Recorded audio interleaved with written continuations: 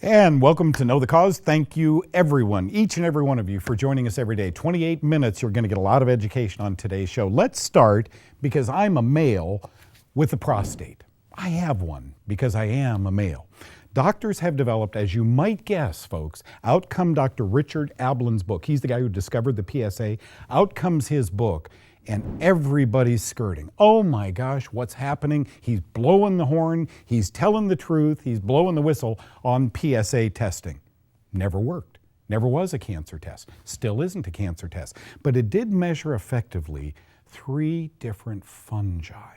Isn't that fascinating? So as a man's fungal load got higher, he was diagnosed with prostate cancer. Well, Vanderbilt University doctors have a brand new dandy test, folks. Step right up. Be the first to get it, and we'll diagnose your prostate problem more accurately. Let me be philosophical for just a second.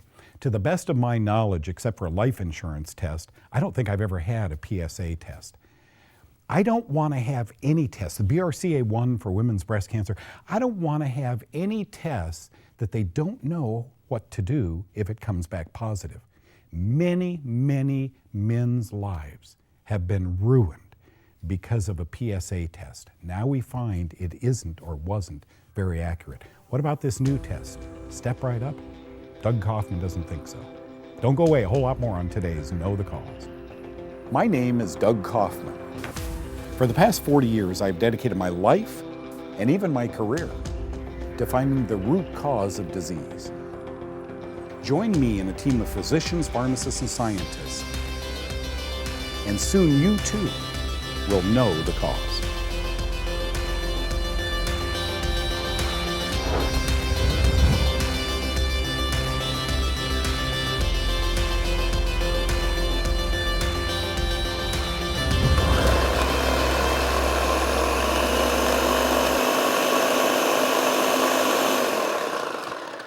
That is the way many people start out their day. Is this good for the immune system? That's what today's show is all about. What really helps the immune system? So here we have an array of things. We know that sometimes peanuts are impregnated with a mold that actually hurts the immune system. So let me just pour a little of this and get started the right way, the way a lot of people do every morning. Was that simple? I mean, that's really strawberries and almond milk. And you can do any variation of this, at home. But this,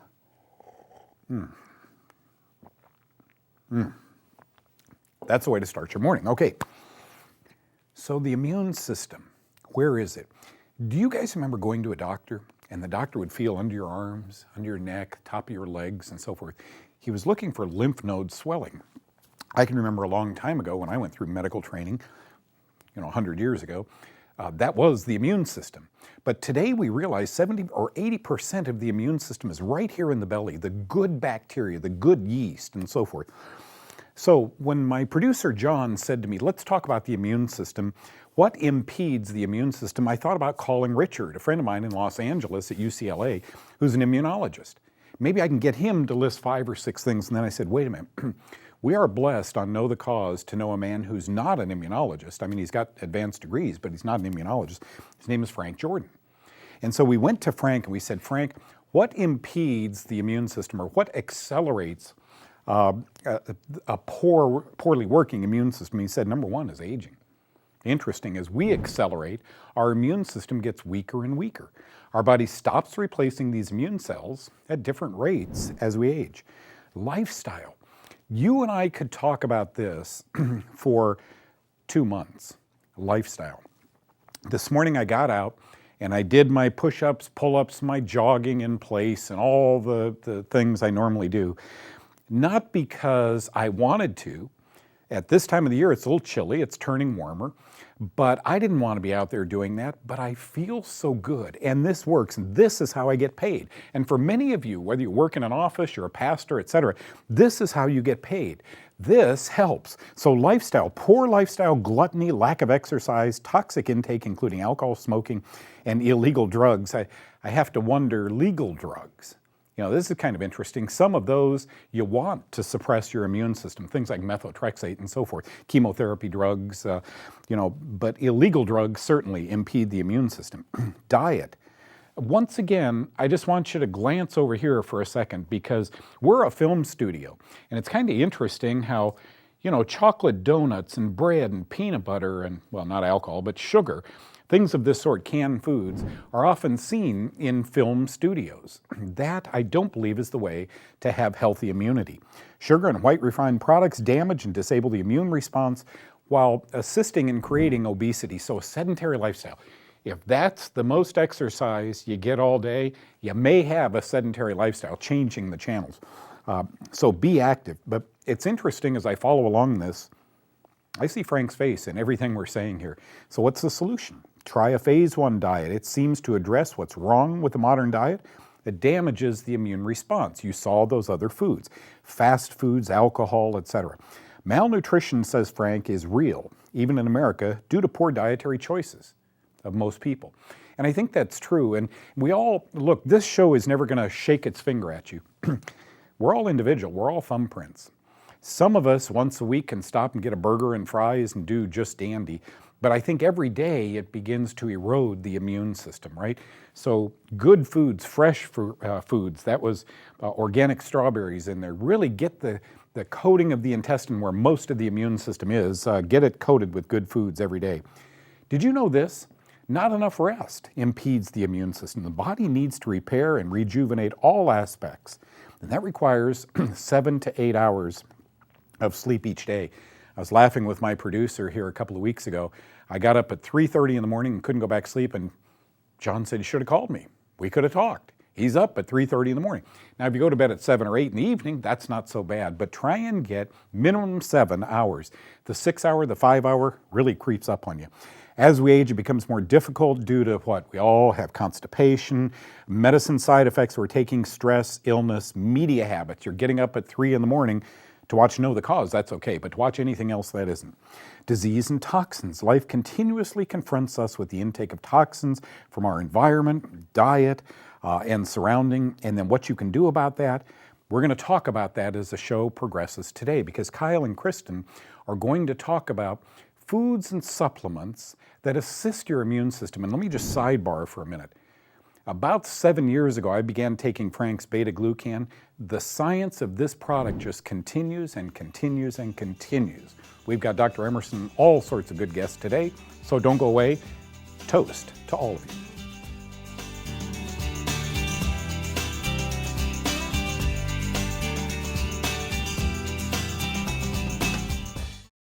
Hi everybody and welcome to FUPO. This is another segment about how fungus influences every single thing that we think about with health. We're here at Roy's Natural Market, my favorite health food store in Dallas, Texas, in the produce section to talk about a study that came out and how you can read these studies and become a FUPO head for yourself. This is a study that came out in the University of Wisconsin-Madison. It says fruits and vegetables slow the growth of tumor compounds.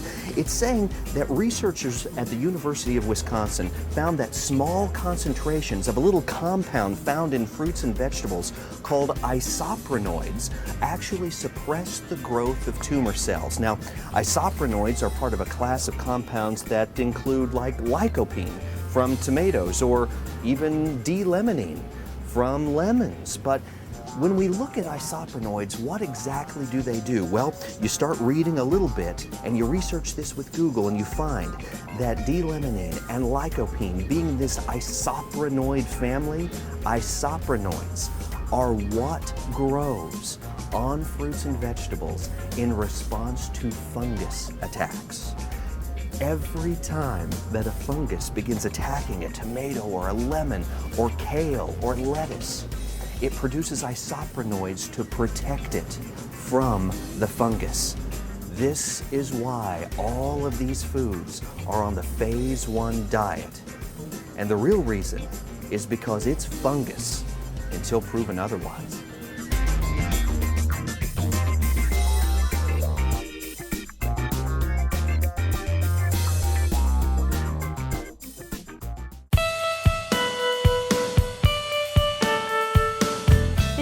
That omega-3 fatty acids have been found to significantly reduce your triglyceride levels by up to 20 to 50%.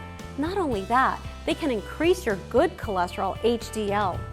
Omega-3 fatty acids also reduce your risk of developing cataracts. Now that's something to smile about. I'll see you next time.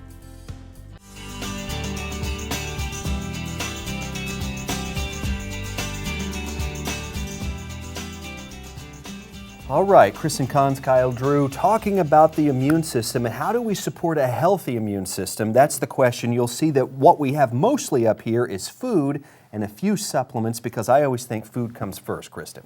Well, thanks. I do too. I thought you would. So what do we have here? What do we need to keep in mind? Basically, I mean, the phase 1 diet is the best for building your immune system. And I think it's like 85% or something like that of our immune system is in our gut. So that's what I think of first when we're talking about our immune system. So you want to get the good probiotics, like the Bubby's pickles are amazing, and your yogurt. And sometimes in health food stores you can find live salsa. Basically, it has the good probiotics. It's water, it's vegetables, cabbage, It's been carrots. cultured It's been together, so cultured. it's got the good guy bacteria. Exactly. And so, okay. Exactly. And like I said, the garlic and the onion are just potent antifungals, which help to build the immune system. You can put that in broths or salads or whatever.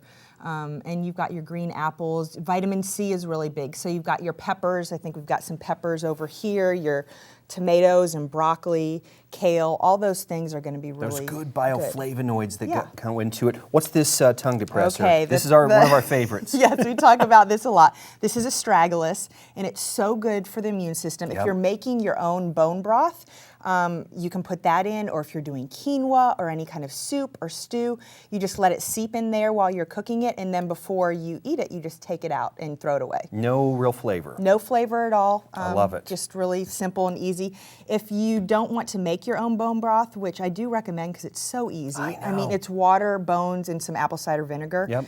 I did just find this at the market, and you can. They have bones that they do in that apple cider vinegar, and it's a good option if you're I love it. not feeling well and don't want to make the bone broth. That's right. Well, when it comes to keeping the immune system up, obviously the food comes first, but there are some supplements that we can take. You mentioned probiotics. That's going to be a big one. Frank Jordan's a good friend. Obviously the NSC beta-glucans, but there are certain antifungals that also help stimulate the immune system. Oregano oil is surprisingly one of them. It actually helps boost the immune system. And garlic is the same way. This is kyolic, and this is a classic formula by Source Naturals. It's called Wellness Formula. It has so many of the things that we just talked about. It has the astragalus, it has the garlic, it has something called andrographis, it has olive leaf extract, or actual olive leaf. So it has a lot of these things in concentrated supplement form to help keep everybody healthy all year round, especially during the season. I love these, Kristen. This is where we start. This is where we go afterwards, and make sure and get plenty of sleep to keep the immune system up. Thank you so much, Kristen and Kyle. Man, they're important in this business. Now, you saw number 2 on Frank's list of what helps the immune system, exercise. But how much exercise do we really get every day? I try and get it in as much as I can.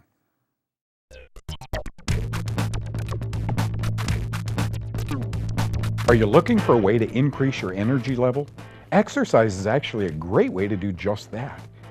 It promotes better sleep quality, which provides you with more energy the day after you exercise. During physical activity, more blood gets to your brain, which means more oxygen is then absorbed by the brain. This increases mental awareness and energy levels. Many think of exercise as a key to weight loss. But the fact of the matter is, without proper diet and nutrition, exercise primarily helps to maintain weight, not lose it. Weight loss occurs when you're burning more calories than you're taking in. Physical activity also contributes to a better sense of well-being. We know that. Exercise causes chemical changes in your brain, which leads to increased self-esteem and self-control, and enables you to even have more self-confidence. Exercise helps build a better you.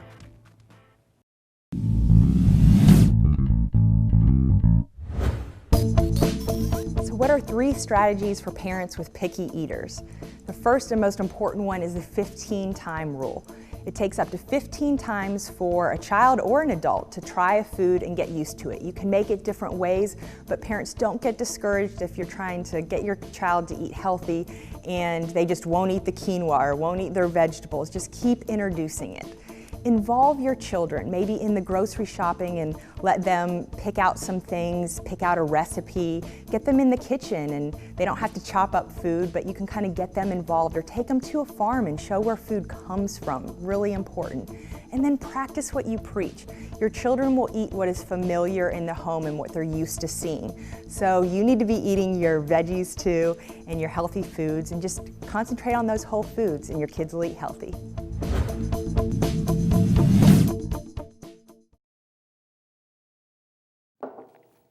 Man, that's good. Here's something I don't understand. What role do insurance companies have in seeing to it that we stay fit, right? Because every time I go to a doctor for an annual, every year, the insurance company shells out thousands of dollars. It's interesting, though, to note that some of my oldster friends, I haven't yet, but some of my oldster friends who are in Medicare are receiving notices from their insurance companies that, what's wrong with you, Mr. Smith? You've been on Medicare for 3 years and you never went in and had any of these tests done. What's wrong? Don't you care about your body? My issue has always been trust. I worry. As you'll see as the show progresses, I have reason to worry, okay? But lab tests scare me. Shots scare me. I'm not saying they should scare you. I'm talking about Doug Kaufman here. Diagnoses scare me. And so I try and take very good care of my health into my old age. Here's a few things that one of the major websites, a pharmaceutical website on the internet, say about what men, as they age, in their 30s anyway, should get done. I kind of like this one. I can go in, I remember when I used to run, I ran on my 50th birthday, a long time ago, I ran the White Rock Half Marathon. Got out there and went 13 miles, felt great, and then I stopped in at a Save-On pharmacy, put my arm under there, and I'm telling you, my blood pressure 2 hours later was like 110 over something, and my pulse was like 36 or 38. I was in great shape back then. Stopped running some years ago, but continued to work out. Blood pressure is a good idea, but we can go to a pharmacy and put our arm in there and check our own blood pressure, 120 over 80, you know, kind of within normal limits. Now they're nudging that number. 112 might be better, 76 might be better, but if you go to a doctor and it's 122, blood pressure medicine time. I'm just saying, be careful, okay? The next one is cholesterol tests. My cholesterol's always been elevated. I think it's 235 or something like that. Here, I made it to 65 years young, and I feel great. I won't take a statin drug. You might, and a doctor would probably hand me one, but I won't take it. Side effects of those scare me, and I have to wonder if elevated cholesterols really mean anything. We're having more heart attacks today than we were when cholesterol-lowering drugs came onto the market. Colorectal cancer, I guess there's a little card you can buy at a pharmacy and put a little of the stool on it and see if it turns a color and so forth, and they're recommending that.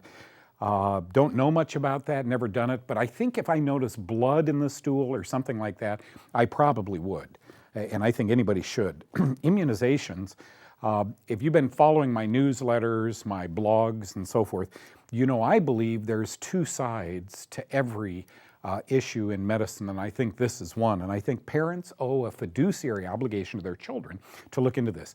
But this is for adult men. I don't take immunizations. I'm trying to think. When I was in the military, I had to get a flu shot or something, I don't know, and I got 100 shots before I went to Vietnam. You guys know that story, those have gone overseas. But immunizations is something I think that as much as you loved your wife and your husband, you know what happens when you have children. Oh, the agape love that you feel for these kids. Make the right decisions by studying both sides of an issue. In America, we walk into a doctor's office and he says, start immunizing. All I'm saying, if you trust that doctor and you've looked at this, go ahead. I'm all for it if you're all for it. Next one is interesting, prostate cancer. You saw my rant this morning as we entered the show. I'm concerned about the reliability of the PSA test. And I want to read you something, this right out of the website. Task Force has taken a pass on the issue. They say there's not enough evidence to recommend for or against routine PSA screening or digital rectal exam. While the PSA can detect prostate cancer in its early stages, it can also return many false positives. I disagree. I don't think the PSA is reliable at all to detect prostate cancer. Oh, by the way, it does detect prostate fungus. So says Dr. Costantini with the World Health Organization, and I commend him. Diabetes, that's a blood sugar test. I think if you're eating properly, you're exercising, you're taking the right supplements. I haven't done that. Skin cancer, I guess you go to a dermatologist and let them look at your skin. Testicular cancer, once again, guys, if you're having bad pain, good idea to get to a doctor. I'm not. And so I'm not doing this, but I wanted to open your eyes a little bit, and I wanted to ask the question, why are insurance companies pushing me to spend money in a doctor's office? Shouldn't they be saying, hey, Doug's right. If you change your diet, you live a relatively, stress-free lifestyle, you boost your immune system with exercise and so forth, maybe you don't need this. Don't go away, more to come. Know the Cause has just changed my entire life, for sure. It's getting down to the root issue that seems to be avoided by so many in the medical profession and the pharmaceutical profession. We began about 3 years ago watching Know the Cause. I knew that God wanted us healthy, but I didn't know the specifics of how to make that happen other than what's being taught in mainstream media. We know that diet and exercise is so critical. The specifics of what to eat and why to eat those things, that's what we got from Know the Cause. The fact of the matter is that a lot of people have begun to believe that their health conditions are not solvable by just simply looking at how our bodies respond to trauma. Our bodies heal themselves, and if our bodies are not healing themselves and if they're getting worse, that's an indication that something's wrong, something's off, and we need to get to the root cause of it. If you ignore information that's being presented to you to heal you, that information that can save your life, then the ignorance is actually willful. I've been on the phase 1 diet, and I might fall off the wagon, but I get back up and I do what I have to do. And I am getting some improvement. My weight is coming down, my waist is shrinking, my chronic sinusitis issues, all of that is dissipating. So I know it's working.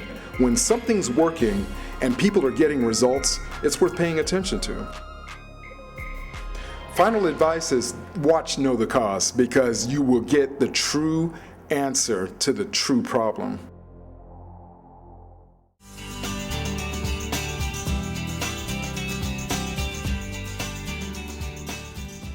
Oh man, I feel geezer good. It's wonderful to be my age and to feel like that. Now, I know one day, as I'm into my 70s and 80s, 90s and 100s, 110, 120s, I'm gonna start feeling worse. But for the time being, I remember my dad and mom being old at my age, 65, but I feel so good. I know I don't look good. If it weren't for your eyes and my mirrors, I'd be 30 years old. Now, John, producer, asked me to pull some things in a day off the internet, articles that I thought I wanted to touch on, and I want to continue this. Gene mutation drives cartilage tumor formation. Gene mutation drives cartilage tumor formation. Okay, doc, what causes the gene mutation? You know what? Fungus does. Poisons do. Isn't that interesting? All we look at is the end result. Oh, you've got cartilage tumor formation. You've got bone cancer. What caused it? Doc, why did my genes mutate? We don't know. Yeah, we do. It's pretty well published. Anti-inflammatory mechanism of dieting and fasting revealed. I knew it. Folks, the wrong food make you inflame. The right foods help you to stop that swelling. At my age, I feel so good, and I don't notice swelling. I mean, it's really, really that important. Anti-inflammatory mechanism of dieting and fasting explain when you fast, the inflammation goes down. What makes bread rise? Thank you. The same yeast, I believe, is making you rise, and you encourage it when you eat foods, like we have over here, some of these foods, okay? Oh, let's see, potential new breathalyzer for lung cancer. I love this one. Did you hear, or did you read my research paper that was published in Oncology News here a couple of months ago? It's on our website. In it, we talked about 27 people who were diagnosed with lung cancer. And then they did a little biopsy and they said, whoops, that isn't lung cancer at all.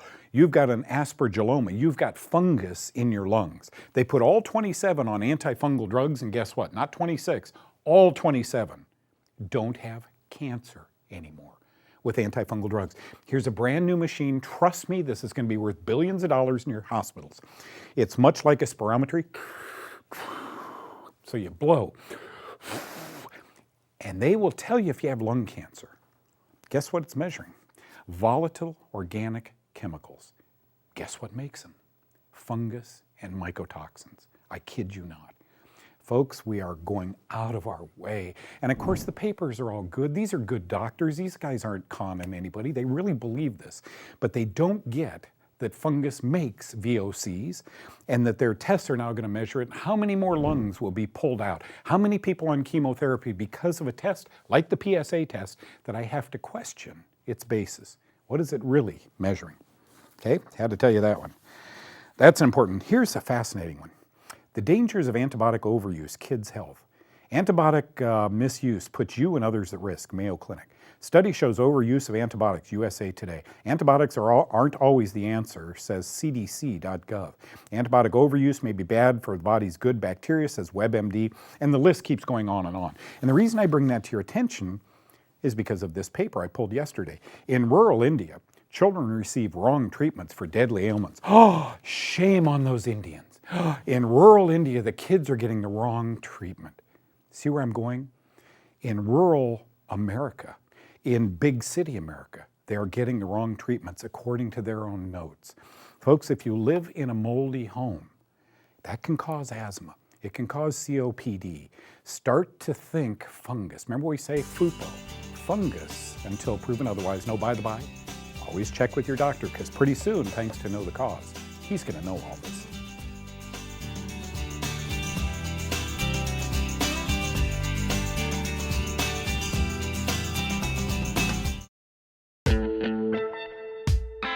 If you are working hard on eradicating mold and mycotoxins and not getting anywhere, the common causes that you should ask your healthcare professional to help you identify that may be sabotaging your efforts include intestinal parasites, low stomach acid, low thyroid function, iodine deficiency, low vitamin D, zinc-copper imbalances, presence of biofilms, and methylation disruptions. Methylation is one of the ways that we detoxify mycotoxins and produce glutathione. Folate, not folic acid, the methyl or hydroxy forms of vitamin B12 and vitamin B6 can be used to improve methylation pathways. I'm Dr. Greg Emerson for Know the Cause. Wow, that was Dr. Emerson, methylation, big word, thank you. Thank you, Kristen and Kyle, for being here today. Thank God for your eyes on the show. It's the only show of its kind out there, folks.